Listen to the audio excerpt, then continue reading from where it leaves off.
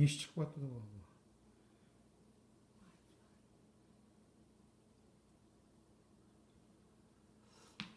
Roka, bu şu Türkiye demek Türk dilleri Türk halkı.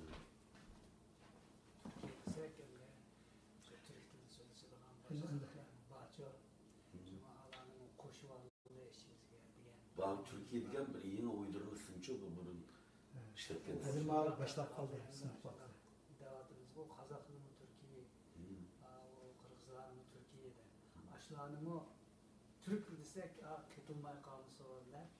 Bu şimdi kolunaydı adına o. Ağlamın bizni katmadı diyorsun. Assalamu alaikum. Dünyanın her kaysı joylarında yaşayotgan Şarkı Türkistanlık qarindoshlar. Bugünkü şu Qurban bilan bo'layotgan suhbatning davomiga qatnashib berganlarga rahmat. Endi o'tgan haftada shu Qurban to'g'rilardan kelgan savollarga men orqali yo'llagan har xil savollarga shu o'zi bir qur tadqiqotni ilib berib, hammasini ko'rib chiqib, tayyorlik qilib kelibdi. Men bu gapni oz qilay, endi sahnani Qurban kamga beray. Hürmetli görürmenler, akasınlarının bu söhbetke katışıp bergenlerine rahmet.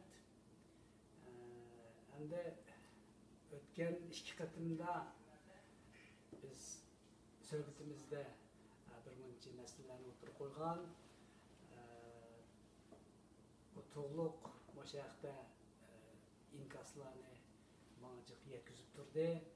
Ben hem de bir amal kılıp görürmenlerinin nenisini televini yeri koymaydı. Canının yetişçe bazı bir materyallarını bir yere yığıp şu koyulgan suallarga cevap verişini layık gördüm. Yani şu asaslı buluvatıda o bugünkü sohbetimiz. Hem de bugünkü sohbetimizde aldı bilen oturup koyduğun mesele görünmelerden kelgen teklifler. Bunun da deyilişçe Cungo ezelden köp milletlik devlet digen rasmı. Bu Cungo digen köp milletlik elde milletlerine ait inak ötken digen mi rasmı digendek sualken ben bunu bundaqlı cevap versek bulmaydı. Bununla bütün paketini en yaxşısı Xitay tarihçilerinin, Xitay ziyadilerinin özü oturup koygan köz qarashları boyunca, şular yazgan materyallar boyunca cevap veriş gerek. Endi bu yerda bu ezelden köp milletlik devlet degan bu devlet qaysi devlet? Xitay tarixçilerinin aytishicha bu devlet Huaşalarning devleti. Huaşa degan iki xil qavmning devleti. Endi bular nerede yaşagan? Bu devlet en burun nerede etti? Ularning aytishicha o'ttiri tuzlanlikda. O'ttiri tuzlanlik deganimiz hozirgi Şiyandan loyang'isi bo'lgan doira ichidagi mumbat joylarni ko'z tutdi. Endi Maşada Huaşa deydigan qavmlar yaşagan ekan. Bu yerda men yeni shularning gapi bilan buni tushuntirishim kerak. Huaşalar zodi qandoq xalqlar edi degaga kelsak, o'sha Xitoy tarixchilarining aytishicha Huaşalar maymundan turalgan. Odamdan emas. Huaşalarning ajdodi Jukude maymunlari va Xi'an atrofidagi Lantian maymunlari. Endi Afrika maymunlari bilan urug' tuqqanchiligi bor deydi. Demak, ular maymundan turalgan ekan, ularning aytishicha. Buni men davom edim, ular o'zlari degan gap. Demak, odamdan turilmadi ekan bu Huaşalar. Endi bu Hoşalarning davlati ko'p millatli davlatdi degan gapni o'sha Jumho Xalq Jumhuriyatining yozuvchilari, tarixchilari deydi.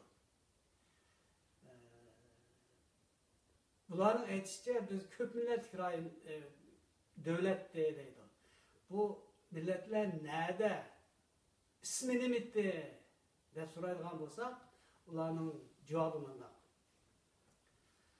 Bu shu Xo'sha degan millatlarning janub tarafida Namman deydigan qavmlar bor deydi. Namman degan janubdagi yovvoyilar degan gap.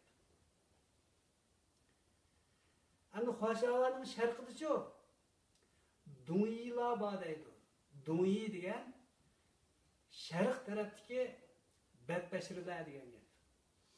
Yi degan. Shimoldagi-chi Shimolda Beydilar bor edi deydi. Beydi degan shimoldagi yovuzlar degan gap. Bu turklarga qartilgan, turkiy xalqlarga qartilgan. Endi Xo'shalarning g'arbida-chi Shirun deydigan qavmlar bor deydi. Shirun degan g'arbdagi yirtqichlar degan gap. Rum degan yirtqich degan ma'ni bildirgan xatlar yozilgan. Endi mushu davlatning to'rt atrofida yashagan xalqlarning ismi Xo'shalar uchun intayin bir xil dushmanlik nazarida qo'yilgan ismlar ekan.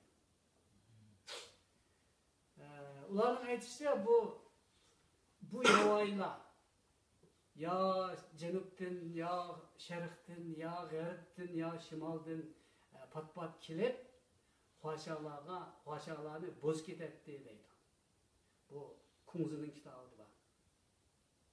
Mayi Xo'sha deydi. Xo'shalarni ani topadi degan gap. Bu o'zlarining gapi. Demak, mushu Xo'sha degan davlatning to'rt atrofidagi ham mushu davlat ichida degan mushu millatlar mushu Xo'shalarni pat-pat kelib adabini bilib turadigan xalqlar ekan. Endi bu savol endi o'sha Xitoy degan mushu davlatda ko'p millatli davlatdi deydi, ko'p millatli davlat bo'lsa, biz endi beradigan javobimiz yuqoridek. Bu javob butunlay shularning o'zining tili bilan berildi. Bu davlatda ashundoq sap yovvoyi, yirtqich, deb atalgan ashundoq millatlar bor ekan. Ularni bular shundoq deb ataydi ekan. Mana bu inoq o'tandikan, inoq emasmikan? Buni aqasinglar, ong'sanglar bilalaysizlar. Demak, mening qarashimcha bu elde ezelden ko'p millatli davlat degani yolg'on. Bu davlatdagi ko'p millat inoq o'tgan deganimi yolg'on. Bu Xo'shalarning jilnamasini Bularning yili miladdan ilgari 11-asrdan o'sha miladdan ilgari 5-6-asrlargacha bo'lgan jarayonda o'sha o'tir tuzlanlikda yashagan millatlarning ismi Xo'sha deb Xitoy tarixlarida shunday yoziladi. Buni aytdi yiroq tarix endi burun shundoq inoq o'tmayotgan mushunda millatlar bor ekan. Bularning o'zining o'z tili bilan aytilyapti bu gap. Mushunda millat bor ekan. Uningdan keyingi ahvollarni bu savolning doirasi emas. Keyin yana bu haqda yana boshqa savollar bor. Unga yana javob bersak bo'ldi.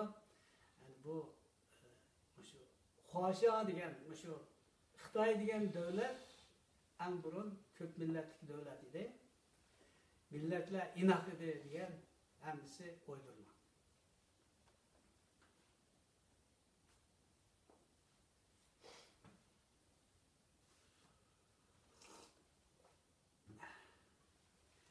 Ko'rurmanlarimizdan kelgan ana ikinci sual.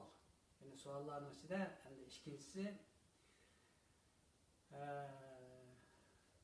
bu nemi bilen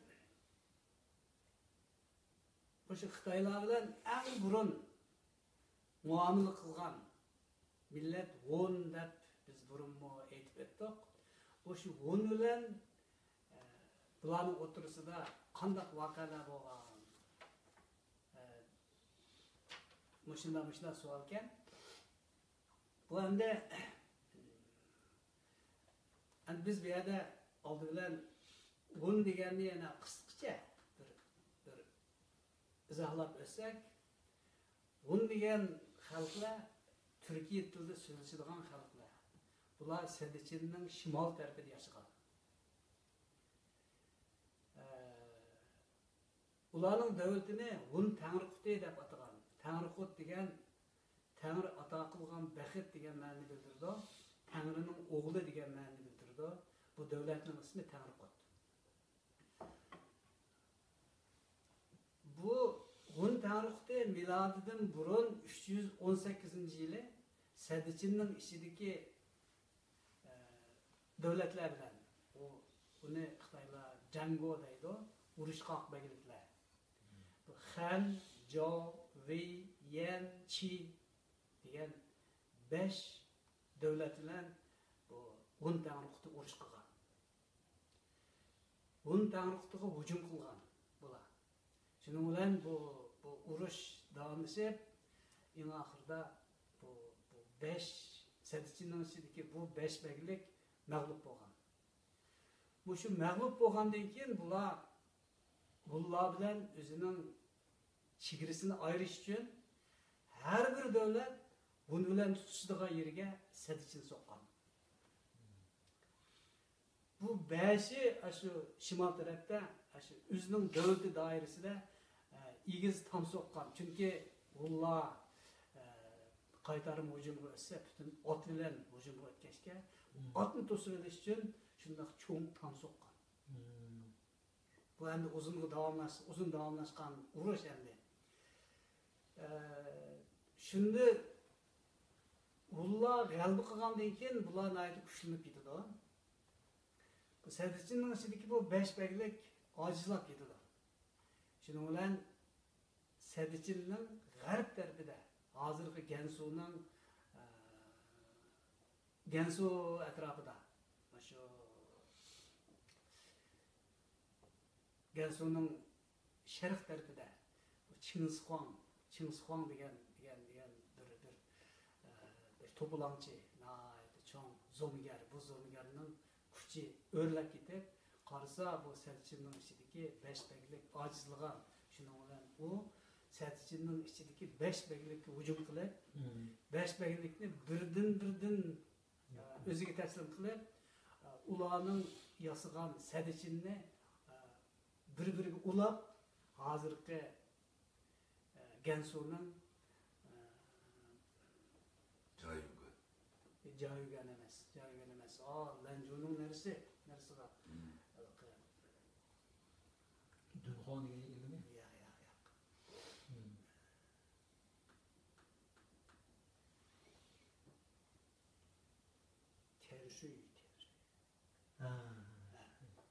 Tershuy degan shuyagichilik ulab akagan. Bu Chingizxon soqqan Sedichin degan shu.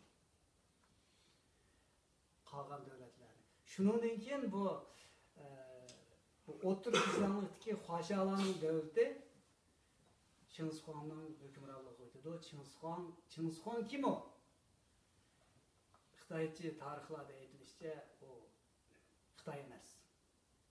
G'arbdan bir o'xshamagan millatlar o'tirisidan shalg'utib ketgan ashuladir deydi. Uni yomon set tillar bilan random bo'lganmi deydi. Ashula bu tarixlari qarsa Chingizxon haqidagi nimalar ko'p. Ammo bu Chingizxon nihoyatda qudratli. Bu o'tir tuzlanlikni birlikka keltirib, shu 5-6 davlatni birlikka keltirib, tunji Chin sulolasi degan sulolani qurdi endi.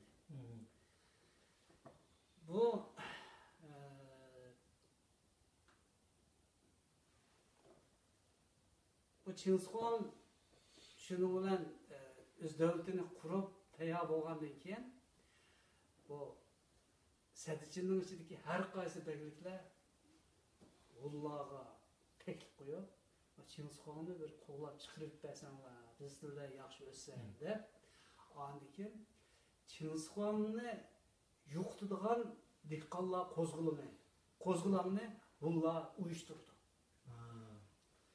Bu yerda o'tir tuzlardan chiqqan naiti botir bir dehqon bor ekan, ismi Lyuban.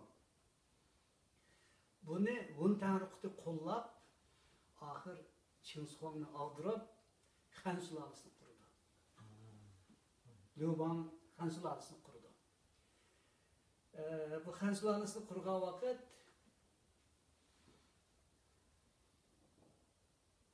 miladdan ilgari 221dan miladi 206-yillik 100 necha yil davom qildi bu Xan sulolasi.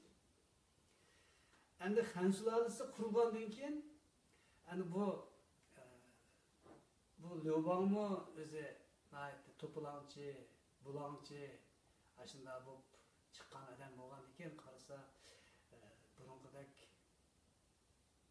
bu podshoh bo'lgandan keyin bir kimni bulab yursa to'g'dak, shunlashqa bu turib boylik nadi ekan desa sotli Hun tarafda ekan. Ashlarni bir bulaydigan bir xiyol kirib qoldi bunga. Shuning bilan bu Lyuban Hamudi degan shu. Miladdan ilgari 114-yili Jangchen degan bir kishini o'sha Hunlarning davlatining butun ahvolini egallash uchun jasus qilib tarimatisiga ratdi. Jangchen shu yerdagi har qaysi shahar davlatlari shu yerga berib ahvol egallaydi. Nüfus qancha, bu yerdan qandoq mahsulot chiqadi, bu yerning iqlimi qandoq, o'sha narsalarni bir savdogar qilib kirib. Ko'p qo'y narsalarni haydab berib 7 yillik vaqtda qaytib keladi. Qaytib kelgandan keyin darhol Fujezi ismli bir o'zining qahramon bir sardorini Tarim vaziyatidagi shaharlarga berib aloqa bog'lashga, diplomatik aloqa qurishga, qaysi bo'sh kelib qolsa shaharni ko'ydirib bulanishlik qilish, yo'qotishga buyruq qilib Fujez deganni miladdan burun 97-yili Tarim vaziyatiga qaratdi. Bu Fujezi şu uni u yerga avatgan vaqtda yana Vichim, Hochubin deydigan o'zining askar boshliqlarini o'sha Gansu atrofidagi, hozirgi Gansu atrofidagi o'sha Sariq daryo vodisidagi Mullarning shaharlarini bulantalan qilishga avatdi. Demak bu yerda bu urush nihoyatda jiddiy davom qildi. Davom qilib bir yerga borgandan keyin, o'sha Xanudi Lyuban o'zi 320 ming lashkar boshlab hozirgi Sanshidagi Daydingsan tig'iga bordi.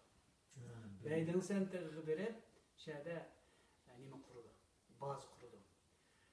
Bu yerda baza qurib, endi Hullo bilan men hal qilg'uch jang qilaman deb tayyor bo'lgan vaqtda Hun Tanrıqutining muosirasiga tushib qoldi. Bir vaqt uning xabar keldi, o xabarda qarasa nihoyat qo'rqinchli, shuning bilan o'zi otliq berib atrof qarasa o'ng tarafida sapla oq otliq, sol tarafida qora otliq, yana bir tarafida jada otliq, yana bir tarafida sur otliq, 4 xil ranglik ot mingan Hun qo'shinlari sap bo'lib turgan. Shuning bilan bu o'shidan ketib, bu xudini yo'qotib qo'yib, bo'ldi. Biz kelishim tuzaylikda Hun Tanrıqti, Batur Tanrıqtini nemge çakırdı. Söhbetke çakırdı. Şimdi onun bula söhbetke katıldı, söhbetleşdi. Bu söhbet aşı Beydinsen tegidi buldu. Bu söhbette Han sulalisi bunundan keyin hergiz sendichinden o'tmaslikka. Her yili Hun Tanrıqtiga olpan tilab turishga, olpan degan bosh va'da berdi. U qanchalik desa 5000 taga oshliq, 100,000 top ipak, 100,000 kup bo'za. İçimlik varak. Muşu kelindi. Muşu narsani topshirishga va'da qilib ekan. Shuningdan keyin bu kelishim tuzilgandan keyin urush to'xtaydi, tinchlik boshlanadi. Endi biz muşu voqeadan shuni bildikki, o'sha Turkiya xalqlar, masalan, ular hech qachon o'zi urushgan bir millatning zaminiga kirganda ojiz uruq, qari chura, yetim yesir bolalarni qilmagan. Ular butunlay aslında qo'lida quroli bor, en yomon lukchakni, hatto lukchakning lukchigini davlatning podishosini oldi bilan podishoni qurishib olib, ashuni tutib olib, andan shu podishog'ini taslim qilgandan keyin andan o kelishim tuzib, u hamma nimaga taslim bo'lgan, va'da bergan, bir degan narsani bir degan bo'lgan, shuning bilan bu urush to'xtagan, tinchlik bo'lgan. Demak, Uyg'urlarda bir gap bor-ku, o'g'il tutsang cho'ngini tut deydigan. Shu vaqtdan qolgan gap bo'lishi mumkin. Endi Turkiya xalqlar shu urush qilsa oldidan hergiz bu pasport siyosatidan bu bilan kar yo'q. Ay sap podshosini shu boshlig'ini shuni tutgandan keyin masalani hal qildi ekan. Şu bundan başlangan iş bu endi bu. Qirg'inchilik qilmaganda, ha? Endi Barbarian degan gaplarmi? Yo'q gap. Yo'q gapda. Yo'q gap. Bu Hunlar, Türkler hammasi yovvoyilardi, madaniyatsiz degan hammasi yolg'on. Zaten madaniyatni kim yaratgan? İcat qila olgan odam madaniyat yaratgan bo'ldi.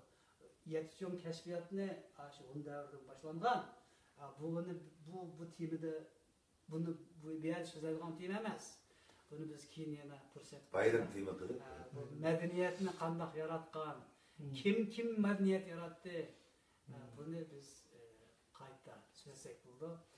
Men nurg'un tarix kitoblarini o'qidim, Xitoyninkini o'qidim, uninkini o'qidim, Ta'turninkini o'qidim, o'ngninkini o'qidim, Urusninkini o'qidim.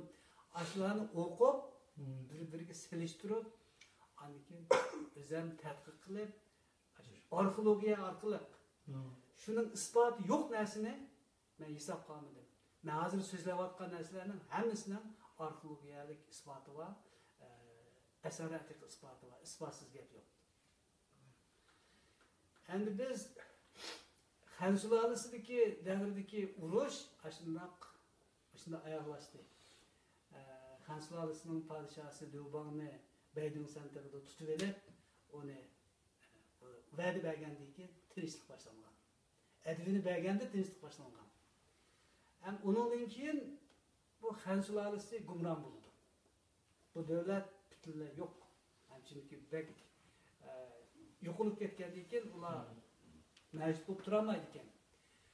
Ammo Han sulolasining shu fuqarolari ham o'rda odamlari ham askarlar ichida to'polon qilib, ya biz zodi Hun degan bilan urush qilmaymiz. Qataqas qilmanda.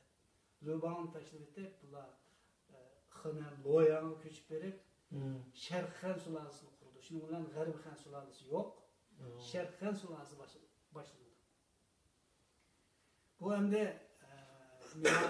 miladdan burun 111-12-yilda bo'lgan ish. Sharq Han sulolasi qurildi. Sharq Han sulolasi qurildi miladi 25-yildan 220-yillargacha. Muşu yıllarda Şerxen sulalisi var. Endi muşu Şerxen sulalisi kurulgandan keyin yana Ullah'a karşı qaytadan uruş başlaydı. Şundaq şiddetlik. Bular o'chirish kirishganda, bular Bencho degan birisini u hem yozuvchi, hem tarixchi, hem askariy qo'mondon buni shu Tarim vodiysiga aytilgan. Shu Tarim vodiysiga qo'shin tortib hujum qildi. Bencho keldi, Shidu Xupu qurdi degan gap shu sherdagi ig'vo. Ammo u nari qurganligi hozirgisilik bizga nima emas. Endi Bencho shaga Tarim vodiysiga berib urush qilgan mezgillarda yuz bergan bütün tarixiy voqealarni Xitoy tarix kitoblaridan biz ko'ra olamiz. Uningda 3 qatim echilish, 3 qatim yepilish degan bir tema ostida bu tarix so'zlanadi. Buni oson topqili bo'lmaydi, ammo topqili bo'ldi. Buni Santung Sanjue deb ataydi. Bu Xitoy tarixlari bor, tarix kitoblarida bor. Oson chiqarib bermaydi, lekin naytdi qat'iy qilib assanglar, Santung Sanjue deb assanglar, shu yerda bo'lgan urushlar 3 qatim berib, 3 qatim yo'qolganligi, 3 qatim berib, 3 qatim yo'qolmaganligi qaytib kelganligi. Bu yerda turolmaganligi. Hemisi bayan qilindi. Mushuningda bayonni bor, o'zining kitobida bor. Shu kitobning nomi esingiz bormi? Ay tarixning qanday tarixdan siz Santung Sanjue deganni ochsangiz deb turdi. Santung Sanjue. Bu Hanwu dini Xitoy tarixchilar nimancha ko'tarib maqtaydi. Endi uni ko'p ko'tarsa, u navati nima adamdi desa, uning qarshi tarafidagi odamni qandaq tuvan navati tas ko'radi. Endi bu Xitoy tarixchilari yolg'onchi degan shu. Ular turib shu bigada-bigadasini maqtaydi emasmi? Maqtab ketadi. Ve hozirma ko'ryapsizlarni turib bir odamni maqtab ketgan. Uni xuddi osmondan tushganda maqtaydi. Amaliyotda unday emas. Endi bu shu yerda bek materiallarni bir-birlab echib so'zlaydigan vaqt yo'q. Endi shu Xan sulolasi bilan Hun tanglikda o'tirsidagi urush o'shinchilik. Ikki Xan sulolasi bilan Hun tanglikda Ullah o'tirsidagi urush asosan o'sha 200 yilning ichida 170-80 yil ichilik hammasi urush bo'lgan. Urushning natijasi oldin Xan sulolasi gumron bo'lgan, uzilib kesilib qolgan, keyingi Xan sulolasi uning vaqti 100 necha yil butunlay Tarim vodiysi bilan urushib tugagan. Endi Xan sulolasi bu tarixdan yo'qolgan, u yo'q bo'ldi. Ullacho qattiq zaxirlangan, nechiga parchalangan. Urush degan yomon.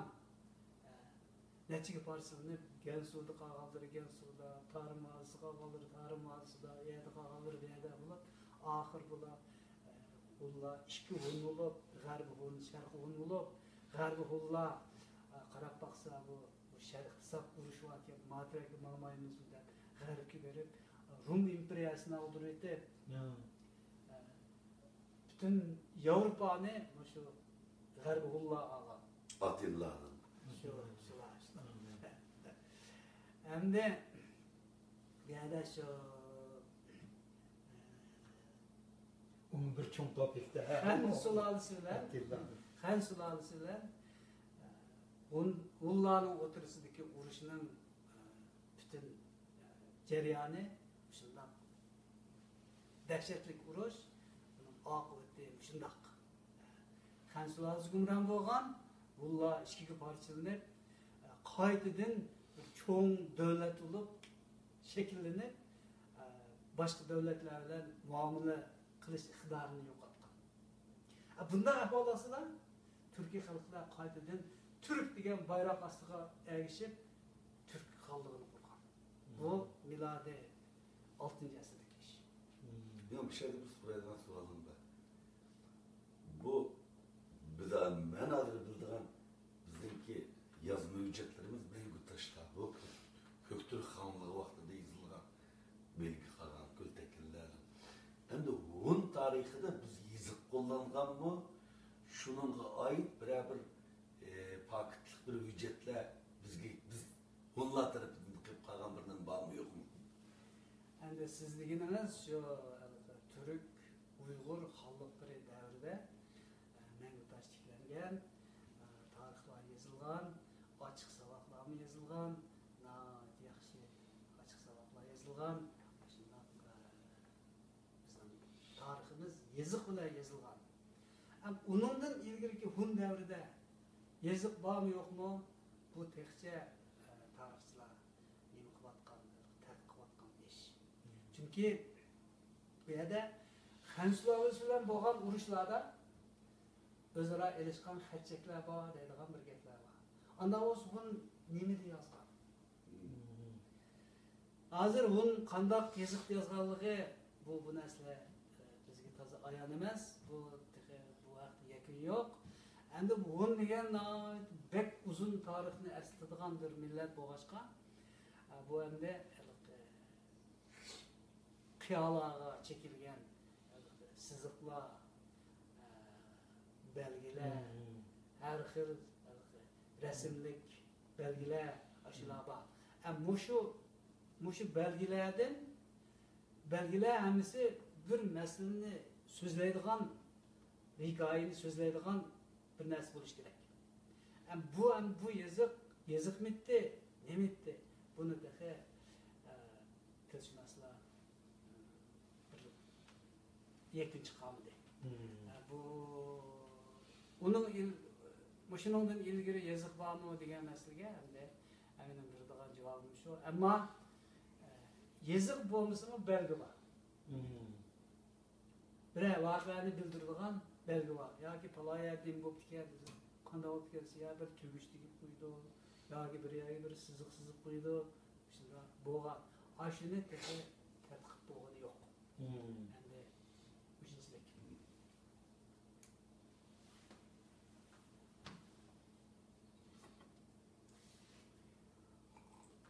Endi biz şu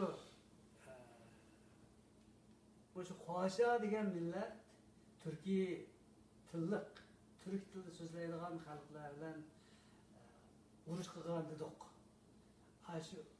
Shu millat qurgan davlatli bo'ldi ekan, hammasi biz bilan urush qilgan, shu Türkiye tilida so'zlaydigan xalqlar bilan urush qilgan.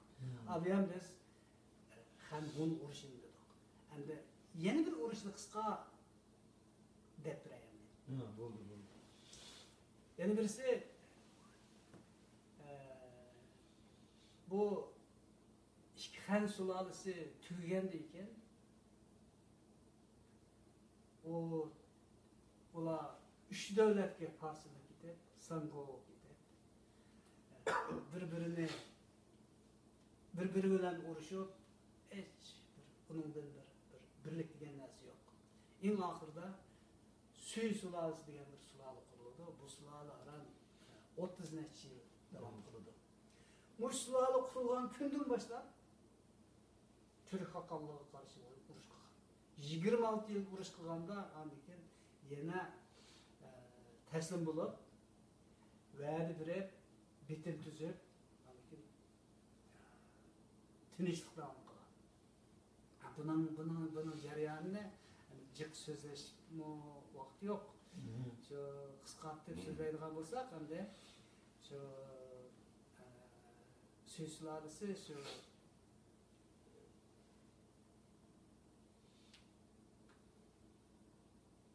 518-yili qurilib, 20 necha yil bo'lganda 616-yili o'sha Süy sulalisining padişahı Süyangdi. Bunun ismi Yang Cenken.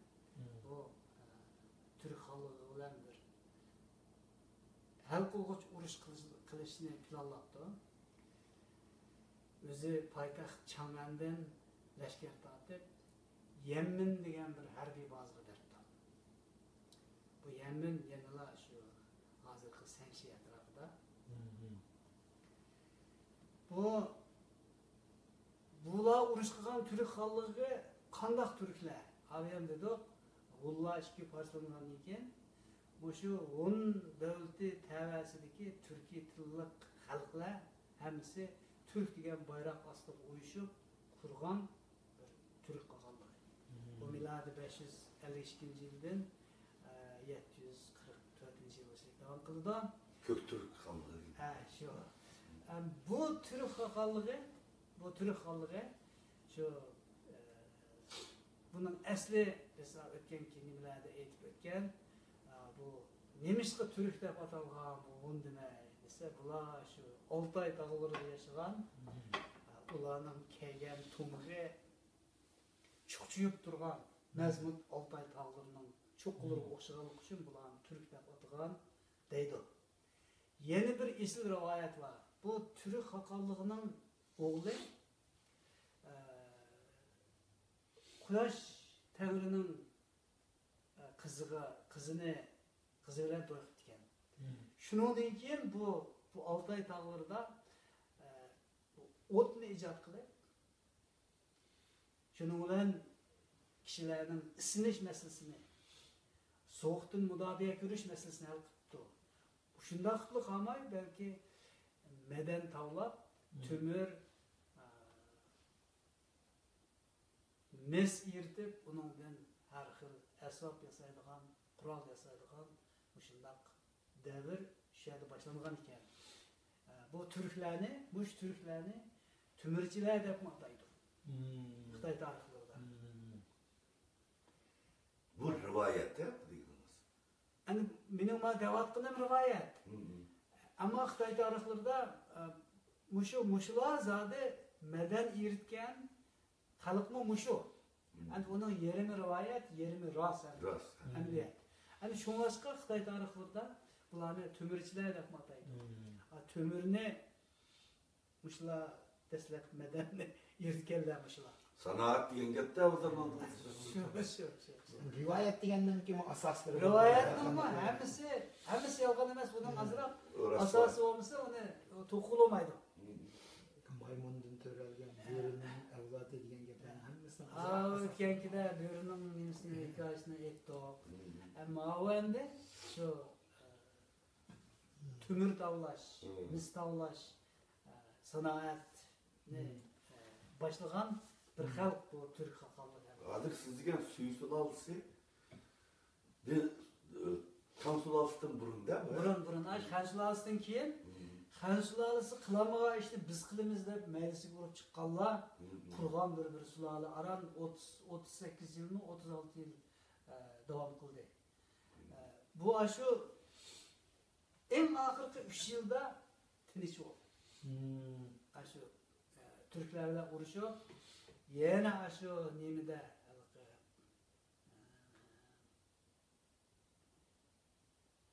Yemen tig'da bir kelishim tuzdi bular. Buni Yemenjivi deydi.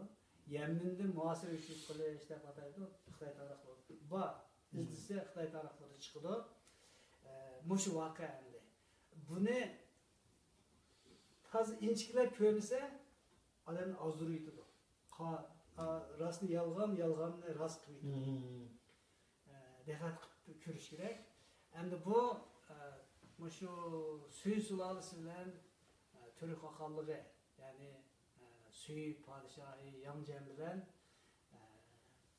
Türk xalqini ishbara qilgan o'tirsida bo'lgan urush Yemen degan joyda, hozirgi Sanxiyada bo'lib, shu yerda bular muasir tushib qolib, undan keyin shu Süy sulalasining padişahı ularga qaytadan va'da bergan. Bunun için herkes serdisinden sırtqa chiqmasqa Her yili olpanını del vakti tülep turuşka birdo, şunun bilen iş para kılgan, muasırını boştudu, bitimden keyin 3 yılçılık tinchlik birdo, ama suy sularısının iqtisadi güllenmey bu suları tügeydi. Kur'an'ka ben bir nimle sorup kaydayım mı başlanda? Bu şu Türk tarihinde Kürşat var. Bu şu Türk yaşlarınınki gurur hep bildiğin kahramanı.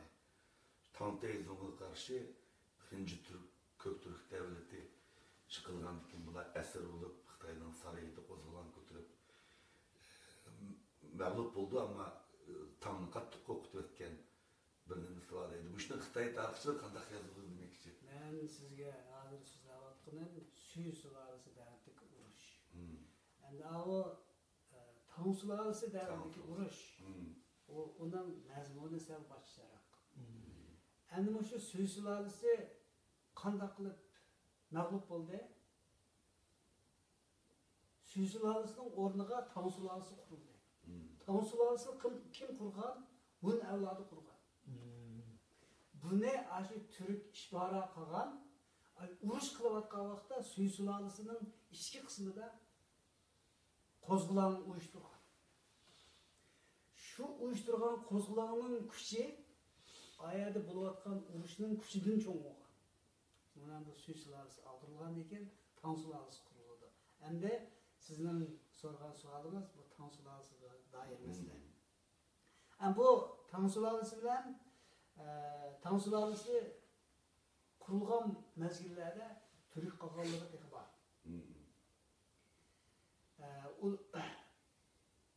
Onun olanı azırak bir yirikçilik boğan. Bu kandak boğan ise bu Tang sulalisi mi Türkiye tilde sözleydiğen kişiler kurgan. Bular nemiş ki ismini Xitayçı koygan ben okumayman. Ben şu Beijing Üniversitesi'de okuvatkan vaqtda şu Tang sulalısını kurgan adamның bir ismini bir yerde kürüp kalgan. Şunun için o kitabını tapamadım ben. Divan kurgan. O 80 yaş, bu 10 yıl içindeler 80 yaş girip, anikin oğluğa okunu ötküzüp geldikken, bu oğlu başkurdu Lişimin, Tang Tezong. Bu Lişimin kandak bolgan dese, bu Xitayçını intayin yaxşı öğrengen. Onun bütün dostları adette oğu çıkıdığan, şikar kıptırdıgan, bilip yürüdüğün adamlar hemiz Türk dilde sözleşilgan. Aşı şeyende. Ama bu bilimi hem de Xitayçı bilimin intayin yaxşı, Xitaylarının aşı 36 yılı deganning hammasini intayin yaxshi o'rgangan. Mikoh ekan da. Shunday yaxshi ekan.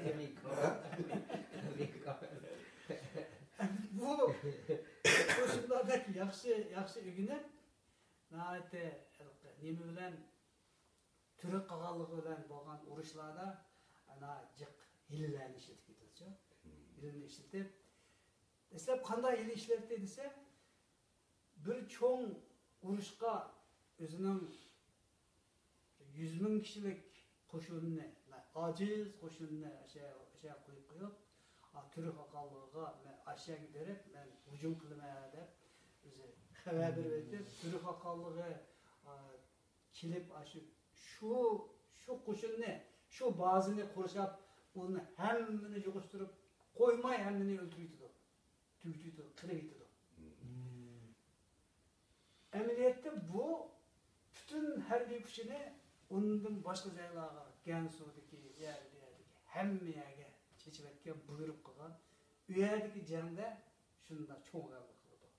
Bu g'alaba Türk qag'anligiga kelmaydi. Xabar uzilib qolgan o'tirdi. Hamma xabarni uzib etgan. Hozir internetni to'sib etgan o'xshash, ash xabarlarning hammani uzib etib, Mesaj manbaqtida. Hamma xabarda. O hech kimni xabarsiz. Shuning bilan bu Tang Tezong mag'lub bo'lgandan keyin uni nimaga chaqirdi? Suhbatga chaqirdi. Shuning bilan g'alaba qilgan bu bu kalan magro verip oturup bununla sözleşip bu yana bunun deyken bütünlay Türkiye halklardan dostluk bitiş, herkes uruş kılmazlık kelişimi imzalaydı. Ama makul deydim, şunun bilen bu anda muhasırını boştup, öze aşı, şimaldaki, Irak caylardaki Türk yurtlarına karab mongulu. Emniyette bunun Gensoyu, materatlardaki koşulları hemsi mağlup olgan. Bunun fakat haberi yok. Şunun bilen yolda ketayotgan vaqtda nima Tansularısı setip algan jasuslar şu nemini o kalganını tutup berip Tansularısı akildi. Demek bu acayip bir yaman hile. Demek siz diyen muşu devirdiki uruşta hem de Tantez'in özü Türk dili sözleşidigan bizning ajdodimiz Türkiye tilli xalq. Ama bu Süy sulalısının nemisida, muarifida tarbiyalab Türkiye xalqlardek batır ama Xitoydek intayin ilgar. Süy sulalısidek ilgar. Manda bo'lib yetilgan. Mush jarayonda endi Tan bilan Türklar o'tirisida gerçi bular bir xalq bo'lsa-mu, bu men olamni men so'rayman. Seni men o'zimga qo'shib olaman deb, "Amu men mani qo'shib olaman" deb ikkisini o'tirisida menmanlik qilib bo'lgan urushlar. Bu halqa xansulalislar mullarning o'tirisida urush emas.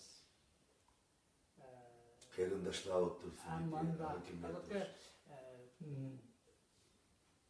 Bu çiş tilini çişli olgan.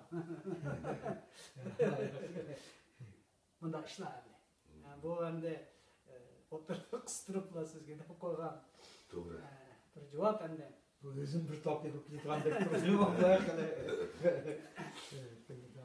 Hem de yeni bir sual koytaylı. Uygur diye isim to'g'risida degan bir savol var. Yani biz o'tgangi suhbatlarimizda Hun degan shu Batur Tangrining o'g'li degan ma'noni bildirdi deb ular o'zlari shuna deb qaraydi.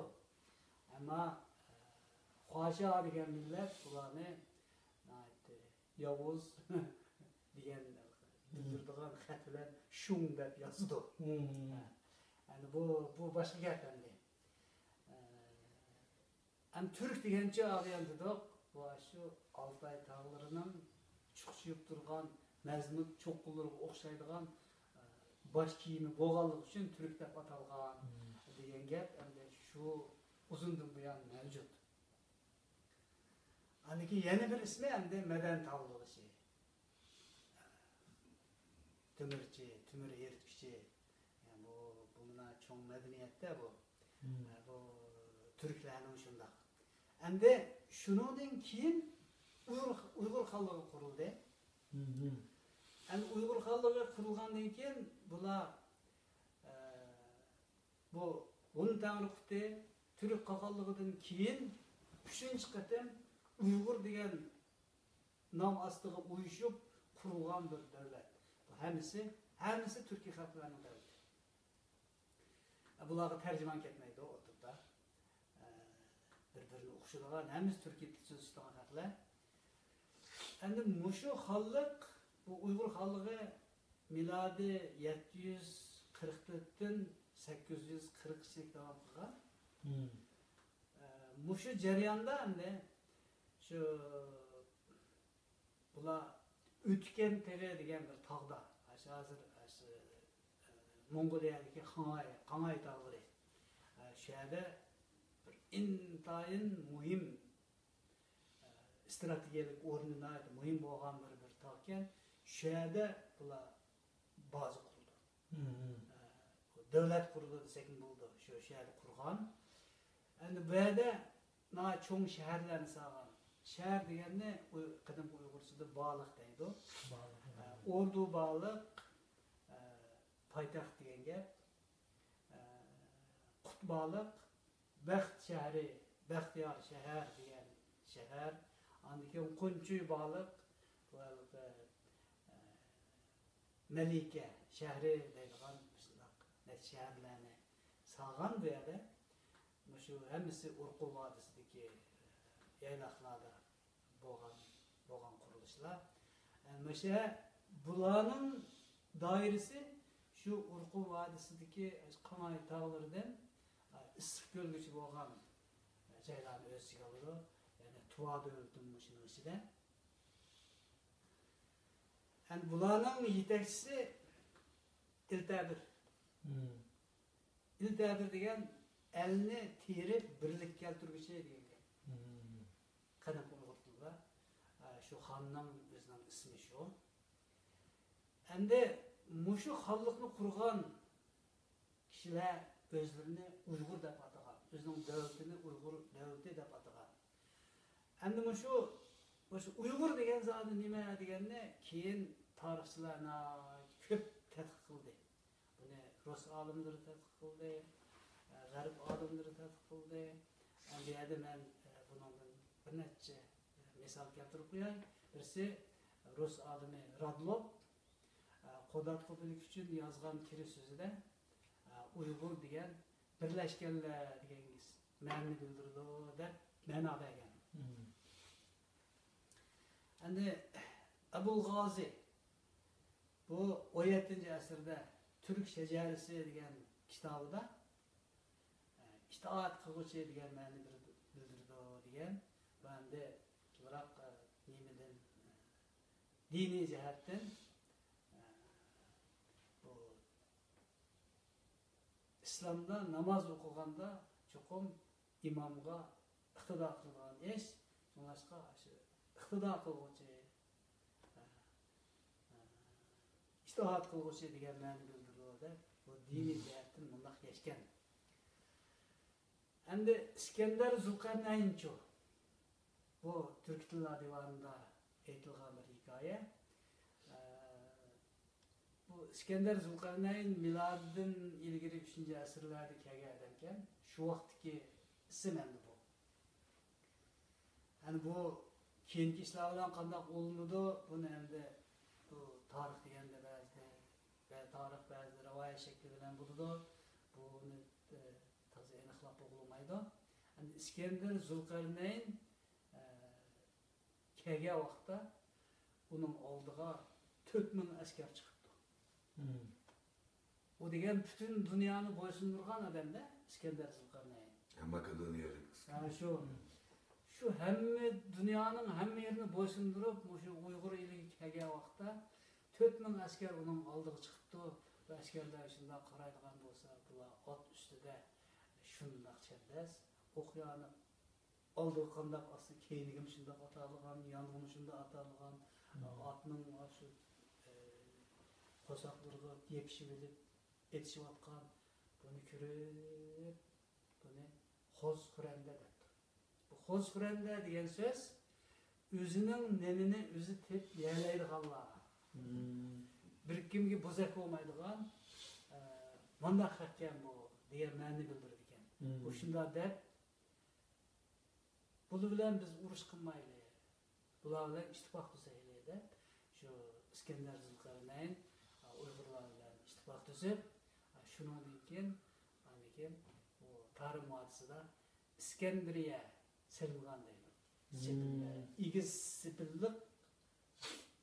İgiz tam sepillik imoratlar. Masalan, Qo'shoq Turpan Ediq shahri degandek Xotandagi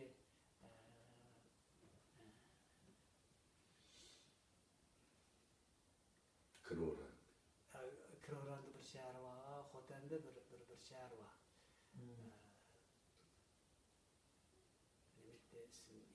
Aksutarate bağlı. Baba. Şundan bu şehirlerini İskenderiye'ye ataydı. İskender devrinde kilişim tüzüp Uygurlarmı şu İskenderiye'ye okşaş her bir şehirde çoğun sipil sokup, toytak sokup öz devletini mandak müstehkem başkuruş şu vaxtda boğan degan gap var edi. Tarixda ashlardaydı. Yani bu İskender'in aytishi bu Uygur degan özünün namini özü deb yalaydigan, bir kim bozak bo'lmaydigan, özünü özü baqalaydiganlar ekan degan ma'noni bildirdi degan bir ta'bir var. Endi Xitoyning tongnomasida aytilishicha nemidan şu Çedirlik ordudan Uygur xallığı tarafdan bir elçi kelib bizning ismimizni mandaq yazsan deb bir ikki xatni ko'rsatib qo'yibdi ekan. Bu xat qanday xat ekan desa, Shunqordek parvoz qilg'uchi degan ma'noni bildiradigan ikki Xitoy xat ekan. Qo'yxu deydigan. Şu xat bilan yozishni o'qitgan. Keyin yana shuni bir mezgil qo'llanib, keyin yana azroq bir o'zgarib, parvoz qilg'uchi deganni azroq o'zgartiradigan qandaq lachin emas, sal tuvarroq bizning ismimi shunda bir xat bilan qildigan qilib qo'yibdi. Endi bu tangnomidagi gap. Endi O'g'iz nomida O'g'izxon o'zini men Uyg'urning haqoniman, Uyg'urning xoniman. Demak, O'g'izxon o'zini men Uyg'urning xoni deb atagan. Uyg'urni shu O'g'izxonning shu vaqtda bergan ta'birida 10 tal yog'ochni edi, hamda sundirib qo'yib, buni hammasini ayrim qilsang sunib ketadi. Hammang bundaq birlashsam sundirib bo'lmaydi. Mushundaq uyish kerak deb O'g'izxon bir nasihat qilgan. Demak, shu bo'yicha Uyg'urlar shu uyg'uchi uyib qolgan. Uyg'ur degan Uyg'ur uyib qolguchi. Uyg'uchi degan ma'noni bildirdi degan ta'birlar bor. Endi bu Uyg'ur deganning ma'nosi deganga mening bildiganlarim shunchalik ekan. O'g'izxon nomidan keyin lekin shekilli umumlashdi degan ma'noni tushundingizmi ya?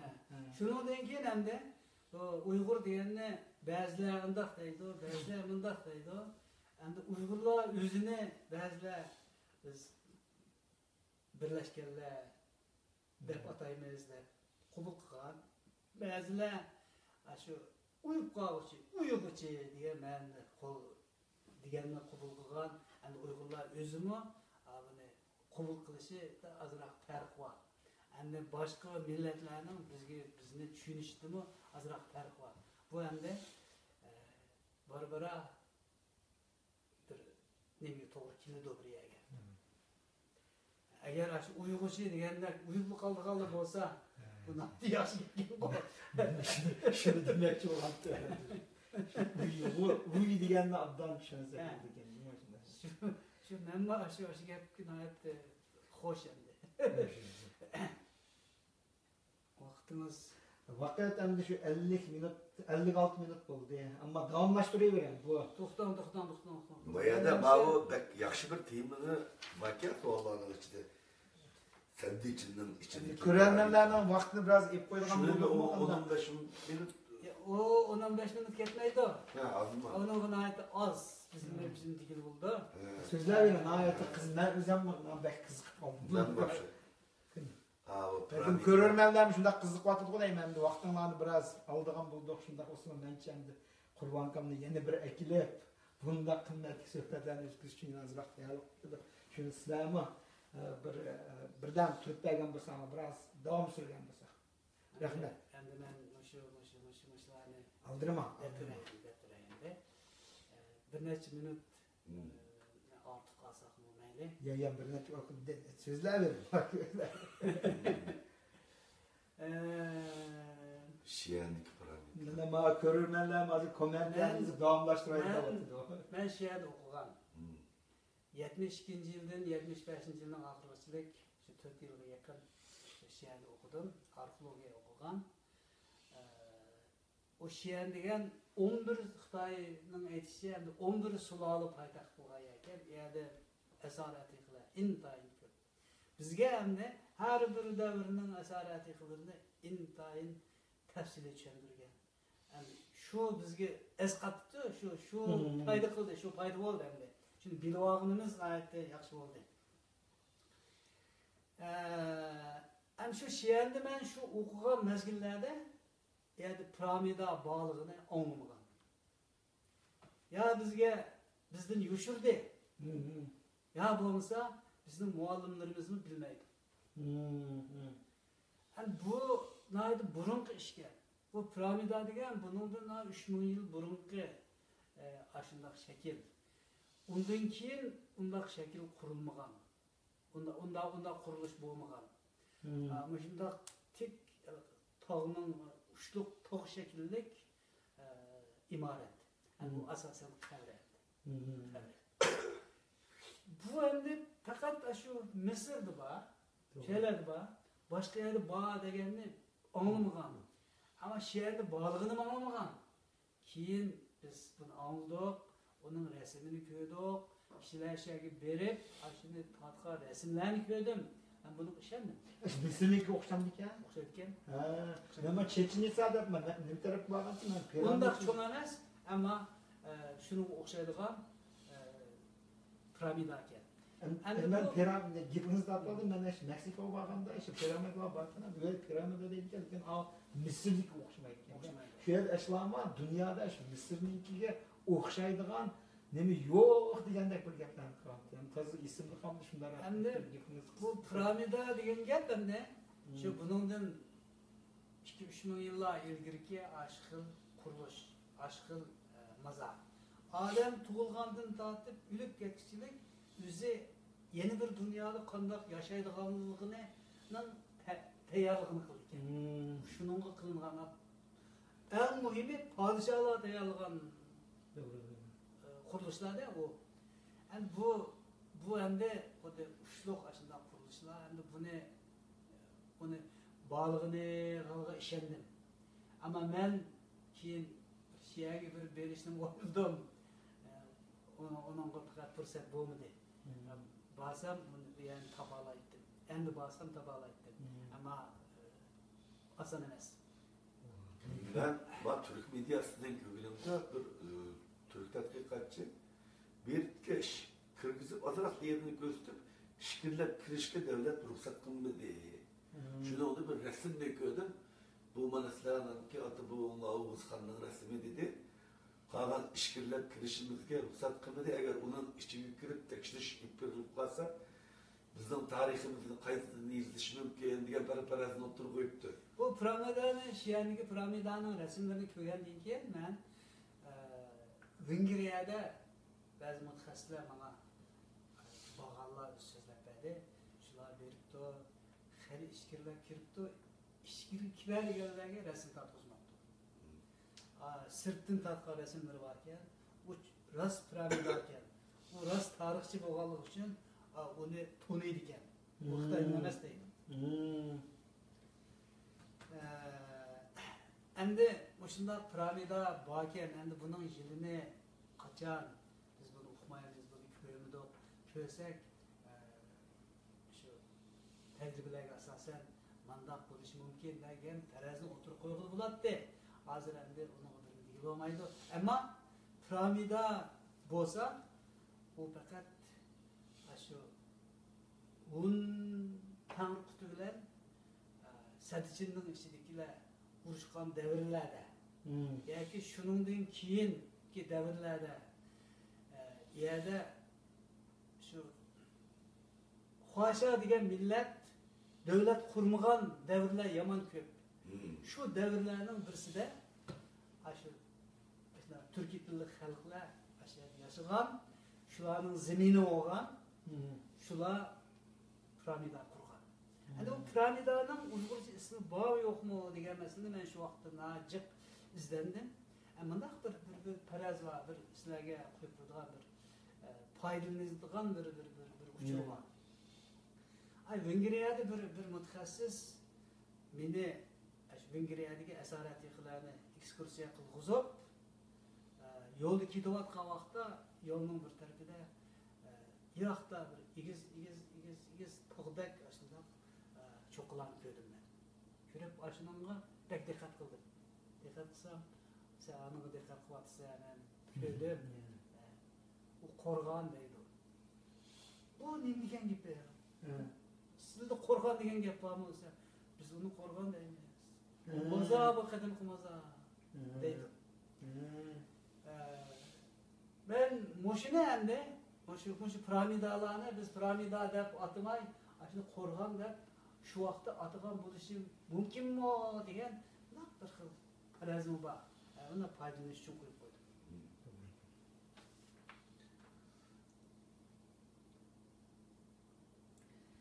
Endi biz endi vaqt mo'jib qolmabdi. Nima deb o'taylik? Bir xulosalaydi.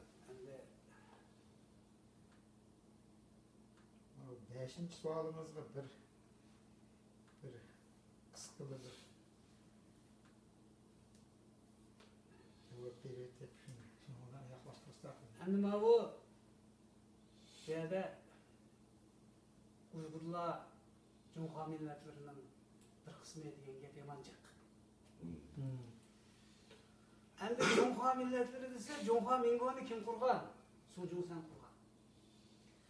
Şu Sunjunsan qurgan Cumhur Mingo 1912-yili qurilgan vaqtda Cumhur Mingoning shu davlat bayrog'ining qizil, sariq, ko'k, oq, qora degan 5 ranglik belgi, 5 rang 5 millatga vakolat qildi deb o'zining tushundirishi bor. Bulardir. Bular kim? Bular Xitoy, Manju, Mongol, Tibet, birisi Xuyzu. Tunga. Bir yerde Uygur yok. Demek Cumhur Mingo deganning ichida Uygur yok. Bu Sunjunsan qurgan, bu Xitoyning davlati. Ama Cumhuriyet Cumhuriyeti qanday qilib Uygurni shuni shiddatli qanday almashtiryapti. Tungan bilan bu Uygurni nima ish qilindi? Almashtiryapti. Din endi Tunganlarni İslam diniga e'tiqod qilgan boshqa, ularni Xuyzu deb atag'ashqa, shunlashqa buni Xuyzu deb atib olgan. Bu Xuyzuning ichiga bizning qaytib olgani bu menimcha bo'lganda to'g'ri emas. Şuna o Cankeşimi bizni setimizni itiraf qilmay Xuyzu deb Xuymin degani shu bu. Shu, mana bu 34-yillar mı? Ben okugan materyalda Tayvan'dan hem de Gomindan bilen Gungzan'dan o taraflarda birleşip gittiğince ular uyuşkak geldi. Bularning tushuntirishicha o Xuy deb olgan edi.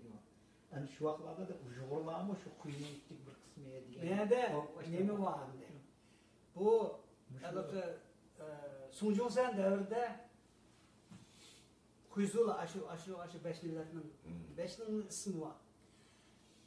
Endi 1928-yili Jangayishi huquqni qo'lga olgandan keyin ular millatlarning chegarasini qalaymaqon qilayotgan. Qalaymaqon qilayotgan. Bu Gomindanning ishi endi bu. Bu nima qilgan desa, Dog'ur, Ilinchun, Evenki, Shiva, Tuja, Yugur ularni asar qilgan Mongol millatining ishiga qaytib etgan. Mongolning tarixi deb qaytib etgan. Uyg'ur, Qozoq, Tojik, Tatar, Qirg'iz, O'zbek, Dungshan, Salar, Bo'anlarni Xuyzuga qaytib etgan. Musulmonlar deb atib olgan. Bu yerda millatlar chegarasini mana qalaymaqon qilib deb olgan gap. Endi Uyg'ur bor desa, bu Jangayishi davrida shunda hukumni qalaymaqon qilgandan keyin paydo bo'lgan narsa. Ama Gungzan'dan şunu varsitib qilgan. Gomindan varsitib qilgan.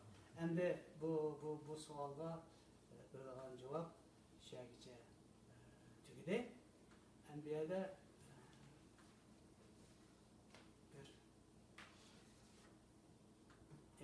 bir nima qilib qolgan. Shuni devassaq texmo yaxshi bo'ladi. Bir necha minut Yaşadan yok, devlete yürü. Öyle mi? Devlete yürü. Yani biz yuqorida xiljiq gaplarni qildik. Bu Xoja degan xalq qurgan davlatlarimizni Türk tili so'zlaydigan odamlar bilan dushmanlashgan, urush qilgan. Bu tazirchilik bu tugmadi. Bu paketdan ras. Yani bular bu Türkiye xalqlariga qanday muomala qildi? Yolg'on aytib muomala qildi. Bütün yolg'on bilan.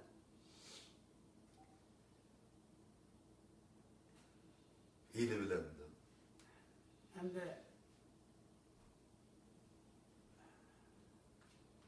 zorluk, zo'mbulik mu bir taraf, yeni birisi yolg'on. Shuni bilan bo'lyapti. Endi bular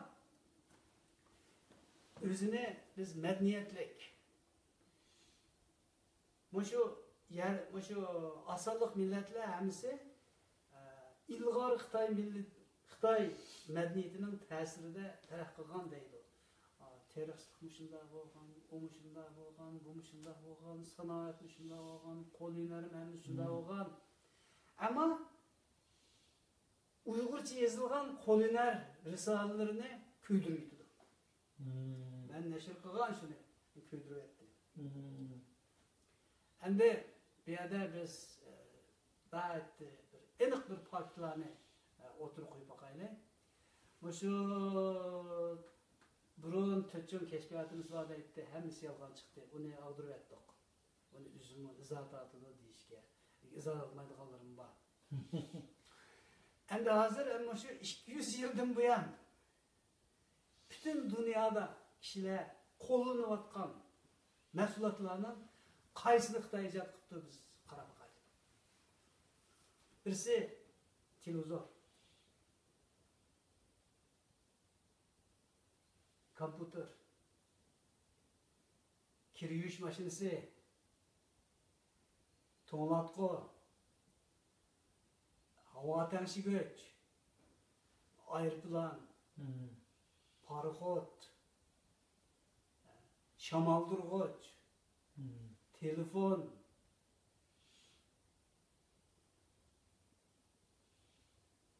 bunlar xat bezish mashinalari, deganlar, masalan Gandhi,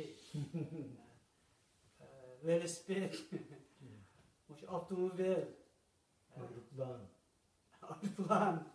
ama shu mikrodolqinli o'choq deymiz.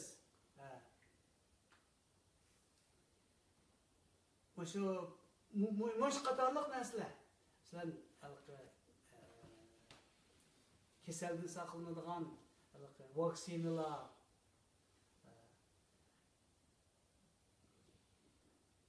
antibiotik dorilar, nima qiladigan, rasm tortilgan apparat deymiz.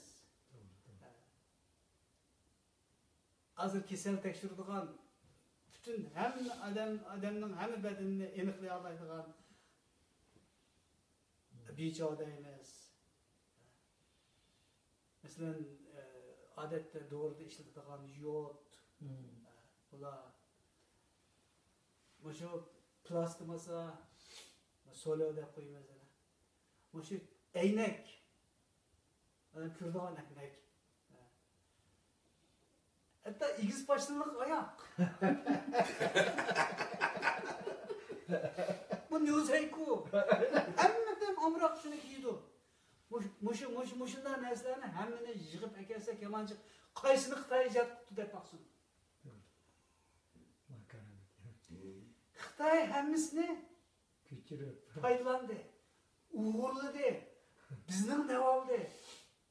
Aşını uğurlaydı, aşını ügünü yapılı, bizden de onun Xitay isim koyup aldı. Bu sırrımız bu. Yaxşı oldu bir gün sakıptınız da. Endi Xitay neyini icad kıldı, icad kılgan nesir var. Bunu mu anlap bakılı? Mesela ibrat yig'i deganni Xitoy ijod qildi. Dunyoda kim ijod qilgan? U burundan chiqadigan suvdan yog' ishlab chiqarib, nima qilyapmandi? Digoyo degan. Shuni Xitoy ijod qildi. Dunyoda boshqa hech qanday millat ijod qilib boqmadi bunday narsani. Halqi 3 xil zaharlik modda bor. Sütbarışıgıcı Xitoy ijod qildi. Ijod qila oladi ekan. So'lay qolib guruchni ijod qildi. Yolg'on guruch. Odamning tushirayotgan chochlarida, ashuni eski tuklarda yasab chiqqan jamoyoni bozorga soldi. Mushuni Xitoy ijod qildi. Hatto ceset kavultunu mu Xitoy ijod qildi? Buni mu baş qildi bu xalqlar? Demak, Xitoy nimani ijod qildi, nimani qilmabdi? Ishlayotgan narsaning qaysisi Xitoy ijod qildi? Ma ijod qilganlarmi? Dunyoda hamma odam yirkindigan narsalar. Ammo shunday narsalar bor. Men endi pocket qasasam ishlarni deb qo'ydim. Mening bir yomon niyatim yo'q. Buni tilib oldigan. Endi o'zi nochi olsa emas desin. Bunu itiraf qildi-ku, buni endi men endi fan texnik sohasini aytgan chaqda, masalan, shu o'tgan bir narsani o'qib qoldim-ku, o'sha yaqinqi, o'sha 50 yil ichida butun dunyoda ijod qilgan o'sha 100 ilg'or nimalarning ichida birisi Xitoyga chiqdi. Men shuni o'ylayapman. Ham bizning yoshlarimiz nurg'unlari hozir shu har xil elektronlik asboblarni işletiyorsunuz var mı? Şimdi kandak kelganligini uqmaydi ekanda. Bu to'g'ri yana ayrim to'xtalsak. Bular sende. Bular o'zini maymun deydi emasmi? Maymun doğraydı o'sha. Uningdan boshqa bir ish qilmaydi. Sistem o'zi odamning ijod qilish qobiliyatini bo'g'ib qo'ygan bir sistem. O Tangrim bularning kallasiga ilm ikridan boshqa bunday yaxshi narsani bermagan o'xshaydi. Mening bu gaplarim sal Ya bularning nüfusu dünya nüfusununki 5 bin olgan. Hazır hiç tabiiy fen sahası Nobel mukafotga adam yo'q-ku. Bir ayol bor, bir ayol chiqdi. Nimada? Qaysi? Yani o ayolma o'to'g'irliqdan biroz gapirdim. Birisi chiqdi. Shundan chiqqan bir qancha Xitoylar bor, lekin ular Amerikadan chiqqan. Amerika onu hisob qilmaydi. Bu yerdan chiqdi. Shuning uchun Qur'onga vaqtni toza berib qolibdi. Suhbatimiz yaxshi bo'ldi. Endi bunda qarab baxtdim, mana biz 5 savol 8 savol tayyorlabsiz ekandik. Yani 3 var ki. Endi buni davomlashtiramdik yoki uchimizga paranglashtirdik kelaqetim. Anlıqçılara ko'rarmanlar bor. Anlıqçılar sizlarga qo'ygan ta'limim yana bir ashyaga kirib ko'ringlar, andikina bir like deganni besib qo'yman. Chunki like orqali andikina ma qiziqlar tutdi, ahamiyat madam turibdi yo ko'mabdi deb. Ko'mabdi deganni shu endi mush orqali mencha men bugun shaxsan aytgan chog'da nurg'un bilimdan oldim. Men qiziqib qoldim. Endi ba'zi bir Makedoniya degan bir kitoblarni o'qigancha, shu kichik vaqtlarimda, kichik emasken men bir 20 necha yoshda o'qidim. Shuni qaytadan o'qigim kelyapti buni. Rahmat hammalarga. Hammalarga rahmat. Savollar seni qo'yib turinglar. Qur'on kitobi avitiveramiz. Xo'shamsan. Xo'sh, hammalarga rahmat.